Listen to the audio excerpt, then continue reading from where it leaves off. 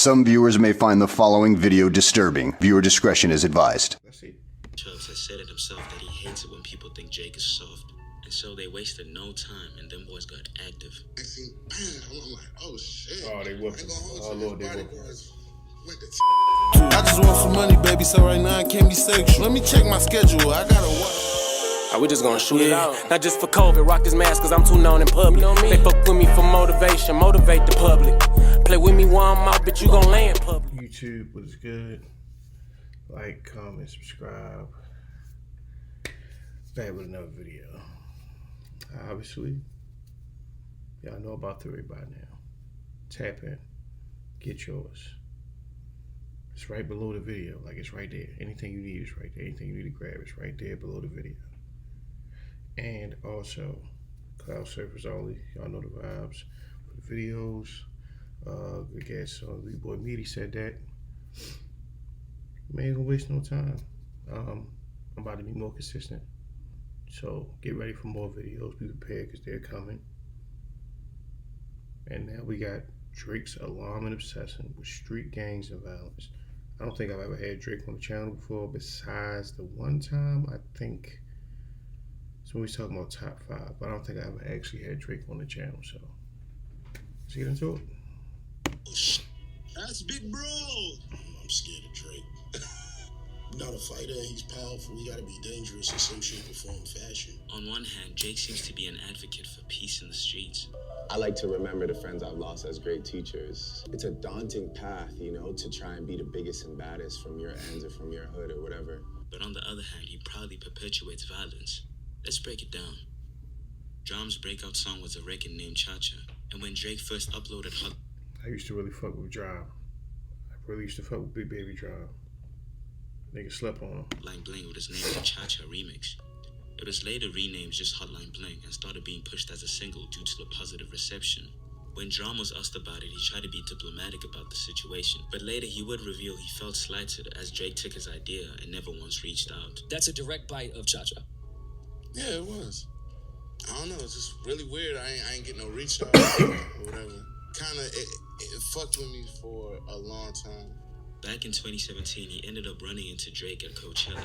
Has a conversation with you and Drake even happened? Some years ago, or whatever. Mm-hmm. It's one of them ones. He was DJing at a party, I approached him. Like, hey, bro, we need to talk. You know what I'm saying? Stepped outside, said what I had to say, bro. Like, what you mean, bro? I pressed his ass. But we all know Drake travels with the whole army. Drake's right-hand man... Hold on. So Drum pressed Drake? And what happened when he did that? I want to know what happened. Maybe let's see. Chubbs has said it himself that he hates it when people think Jake is soft. And so they wasted no time and them boys got active. I see, I'm like, oh shit. Oh, they whooped him. Oh, Lord, they whooped him. Went to town on the kid. They whooped him. Gotta bring the John, told me he ain't know how we cha-cha slide. Just like that one time at Chella, good thing man weren't pulling out phones. But his bodyguard's in, not his bitch ass. He ain't touched me. He's a bitch. You know that. Drake himself wouldn't do a Drake single ass, thing, boy. which is smart. But it's also wild how Drake brags about the work his goons put in for him. But he's had some of the most disrespectful and flagrant things done to him that somehow everyone has just let slide. If these same things happened to another rapper, they would never hear the end of it. I mean, Drake has got him pissed on. And after getting the R. Kelly treatment, apparently Drake ran out of the movie like a little bitch because he didn't want that smoke with T.I.'s boys. Not very mob-tied, is it? He's got him bit. Well, I did not know nothing about that shit right there. That's new to me.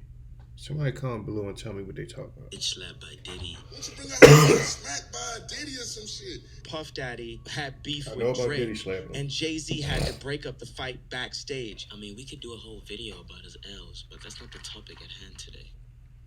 In 2016, Ian Connor was the creative director for a shoot for the OVO clothing brand. One of the people he utilized as models was the young and upcoming Playboi Carti. Things would come full circle in 2020 as he'd helped Drake get Carti on a song called Pain 1993. This song is named after and pays homage to Ian, who Drake has been cool with for close to 7 or 8 years now. In his verse, he recalls how him and Ian were in the strip club throwing money together. Now you should know Ian is notorious for a lot of things, and one of them is posting private conversations. One of the convos he posted with Drake was telling him to get on a song with Cardi made all the way back in 2016. Just having the access to the biggest superstar in the world and him flattering your request surely means they were tight somewhat. Drake even has a sicko tattoo, which drove Twitter crazy. And Ian has even posted screenshots of him calling Capo, aka Drake's right-hand man, Chad. A lot of people found this friendship pretty odd, considering Ian's controversial career and them allegations. But then again, it seems like Drizzy sorta has a weird fetish for niggas with questionable histories with women.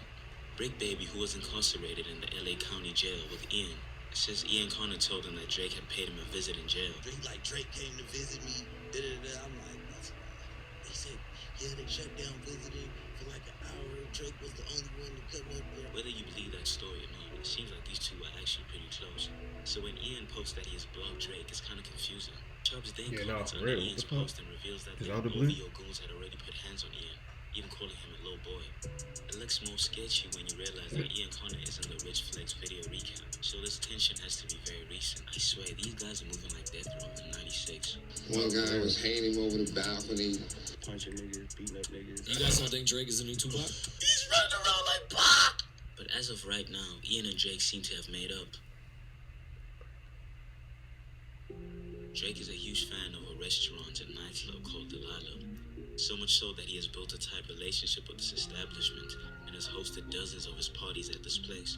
One of Drake's best friends, Zach Bia, works for H-Wood, a company that owns Delilah.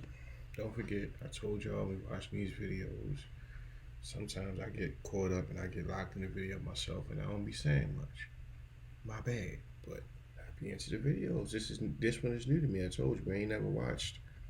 You know, Drake ain't been here yet. Like, why do you leave every night? And most of the stuff that I react to, I hit y'all. We react together. So, yeah. Every Drake party, because he throws a party like every night. I was finally having a conversation with the guys, and then Drake was like, yo, like, you're the man, like, come link me at the hotel tomorrow. One night in 2018, Drake is with Zach in his favorite bar that he loves to mention in his songs. Instagram influencer Summer Rae is also there with her boyfriend, Bennett Shipes. At around 2 a.m., the young couple decide it's time to leave, so they head to the VIP section to go say their goodbyes. Summer Rae gets through, but Bennett is stopped, and a little back and forth ensues between him and Drake. He then alleges that Drake eyes his friends and makes a throw/hand gesture as if to signal an order to get this guy beaten up. I can believe this because we've heard stories about the different hand signals that Drake gives to his bodyguards and friends for different situations. Imagine Drake and his homie talking like this, real close. A girl slides in between them, starts like getting in Drake's face, just like yelling at him, whatever. Drake just turns his head to the side and then claps over his head like that, and then security comes and grips his girl up and throws her out the fucking... So immediately after that, he's pushed outside the back of the club into an alley. Is this the actual video? Cornered by a bunch of people that were in the VIP section. Hold on. We got actual footage of Drake getting busy? Do we? One of these guys is Eunice Benjima, a boxer and also now a celebrity.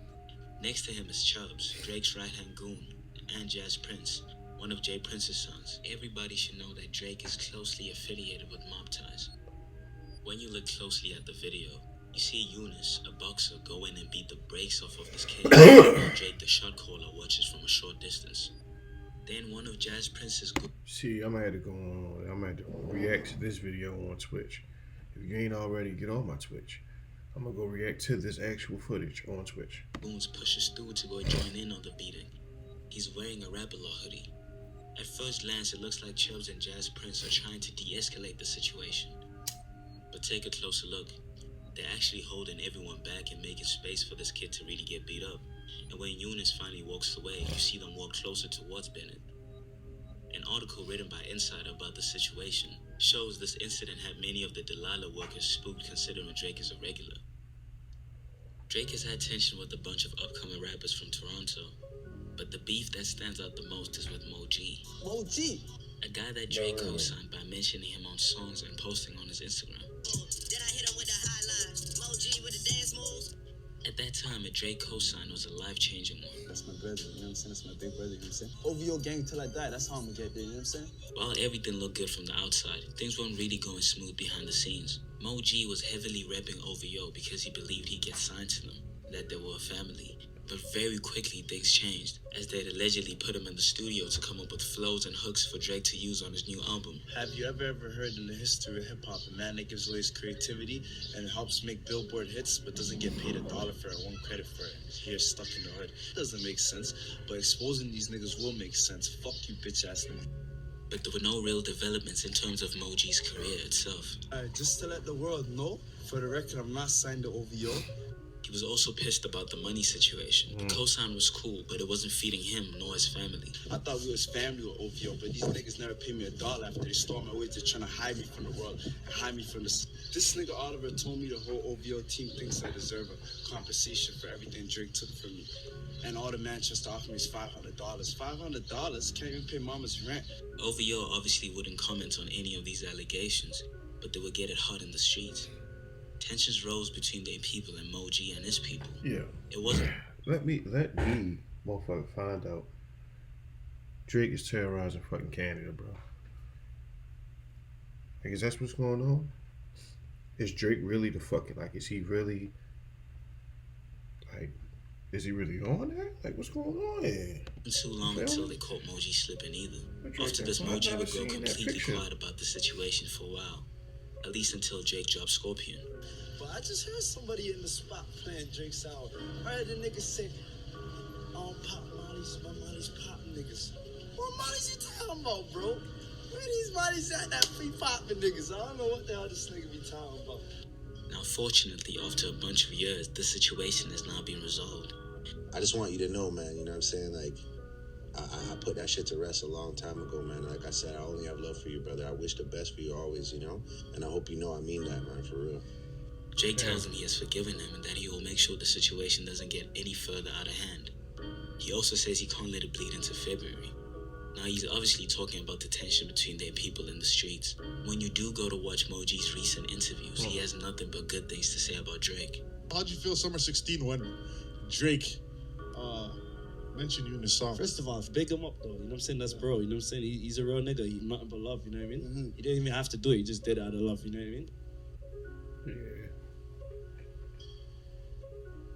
Yeah. Hey, man, like, comment, subscribe. Tell a friend to tell a friend. And I'm going to see y'all in the next video, because I ain't bullshit no more, alright? Alright, bet we out of here.